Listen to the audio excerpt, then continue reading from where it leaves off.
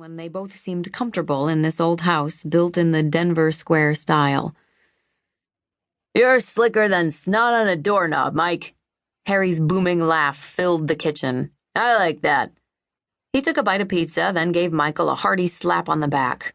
"The Rockies start a 3-game home series tonight. Let me know if you want to catch a game while you're in town. I can set you up with tickets and I'll slip you a free hot dog if I'm working." "Thanks," Michael said, peering over his shoulder, probably to see if he had grease or tomato sauce staining his tailored suit. "I'm flying out this afternoon, but if our boy is serious about these restaurant plans, I'll be back soon." "He's serious." Harry's gaze settled on Ben.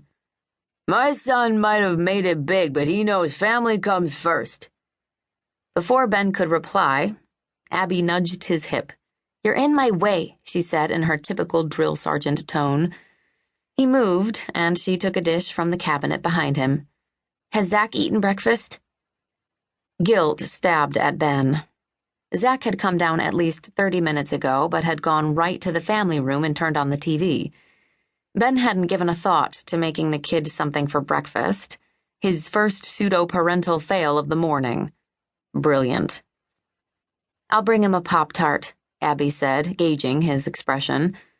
The girl was spooky with how accurately she could read him. "I can make omelets," he offered. "Pop-Tarts are better," she said, and plucked up the 2 that had just popped from the toaster. "I'll bring OJ," Harry said, grabbing the carton from the fridge and 3 plastic cups. "That kid's gonna need to give up the video games for a few minutes. I want to check out SportsCenter before I take my morning constitutional." Ben heard Abby groan as they left the room. "I'll have an omelet," Michael told him, placing the empty pizza plate in the sink. "Make your own," Ben mumbled, scrubbing a hand over his face. Michael only laughed. "Back to business, Benny boy. I spent yesterday on the phone with one of Denver's top commercial realtors. If you're determined to open your first restaurant in your long-ago abandoned hometown, he's got way better options for you than converting an old-time toy store into a Ben the Beast signature restaurant. Lay off the nickname." "It's not just a nickname, it's your brand."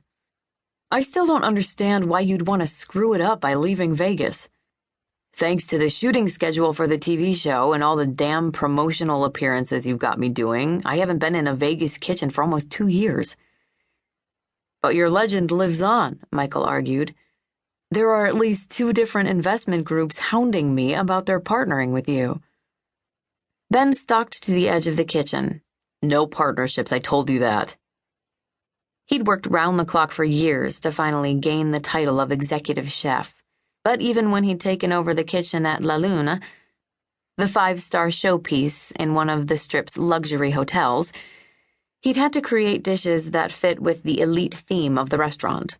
He'd become an expert at sourcing the most exclusive ingredients and using them in innovative ways, but had no real style of his own beyond high-dollar excess. "They'll give you as much control as you want." "Bullshit." Ben slammed his hand on the counter.